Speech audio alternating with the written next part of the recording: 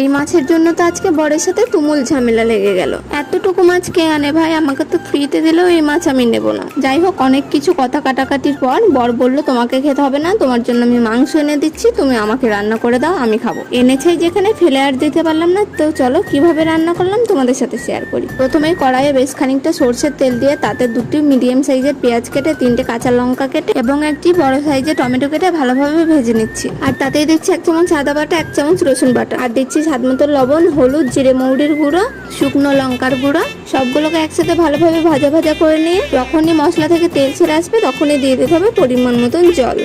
জলটা দিয়ে কিছুক্ষণ অপেক্ষা করতে হবে ফোটার জন্য। যখনই ফুটে আসবে তখনই দিয়ে দিতে হবে একে একে মাছগুলোকে। রান্নাটা করতে করতে পাশে থেকে কথা শোনানো হচ্ছে আমাকে, একটা মাছেও কিন্তু হাত দেবে না, তোমার জন্য মাংস এনেছি, মাংস খাবে। আমি বললাম সেটা আমার ব্যাপার, আমি বুঝে নেব। আচ্ছা, এই মাছটার নাম কি বলো তো? অনেক জায়গায় অনেক রকমের নাম বলে থাকে, আমাদের এখানে তো কোকিলা মাছ বলে।